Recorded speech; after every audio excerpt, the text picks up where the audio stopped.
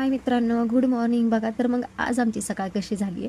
तर हे आजी आल्या होत्या घरी आणि म्हणजे आम्ही जेव्हा लहान होतो तेव्हा आम्हाला म्हणजे घरातले सगळे घाबरायचे, गुबुळ-गुबुळ वाजवणाऱ्या आल्यात. मग आम्ही खूप घाबरायचो.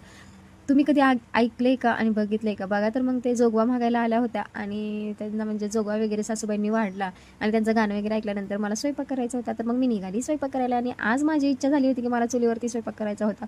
आणि कसं असतं ना, कधीतरी असं चुलीवर स्वयंपाक करायला मला तर खूप आवडतं. मग मी म्हटलं चला तर मग चपाती बनवून घेऊयात चुलीवरती आणि चूल पण पेटवलेली होती सासूबाईंनी.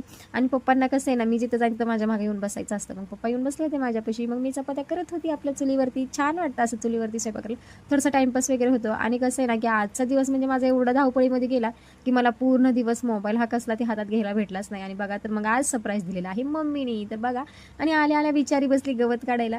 हे आहे आमच्या शेतातलं दारापुढचं गवत. आता कसं आहे ना, शेतात राहतो म्हणल्यावर कसं दारापुढे एवढं तेवढं गवत असतं. पण मग आमच्या सासूबाईंना काही घाण पटत नाही आणि त्यांची हुकुमगिरी चालती, करा चला, काढा चला. मग त्यांचं चालू होतं, मस्त हे लोकं काढत होते आणि मम्मी एन्जॉय करत होती. मम्मीला तर काही येत नाही बरं का. आणि हे सारखे म्हणायचे की बाबा घेशील लागून.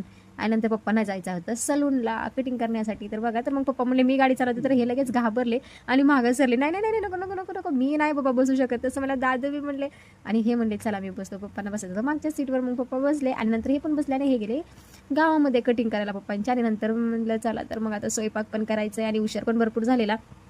स्वयंपाकाची तयारी वगैरे केली आणि बघा तर मग म्हणजे मी प्रत्येक व्हिडिओमध्ये कसं करते तुम्हाला सकाळचंच दाखवते वातावरण कसं झालं काय. म्हणलं आज आपण संध्याकाळचं दाखवूयात. कुणाकुणाला आवडते सकाळचं कसं हिरवं हिरवं बघायला बरं वाटतं, पण संध्याकाळचं आहे ना, ह्या असा काळा कुट्ट अंधार बघितला ना, मग अंगावर एकदम थरकाप उडतो आणि मला पण खूप भीती वाटते बरं का.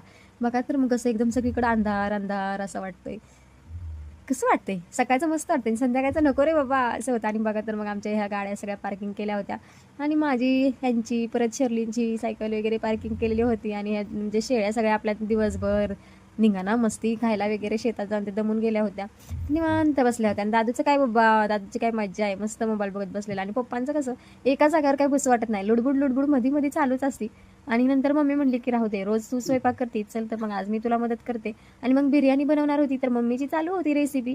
आता मम्मी बिर्याणी बनवते म्हणल्यावर काय बाबा माझी मज्जा आहे. म्हणजे मला स्वयंपाकाला सुट्टी होती आणि मी खूप खुश होते स्वयंपाक करायला सुट्टी म्हणलं मस्त वाटलं.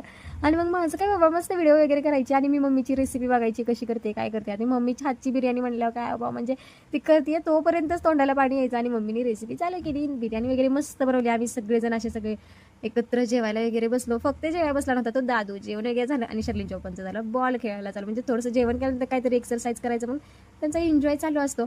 आणि बघा तर मग म्हणजे कसं वातावरण वगैरे झाले. आणि चलो बाय बाय, भेटूयात पुढच्या ब्लॉगमध्ये. जय श्रीराम.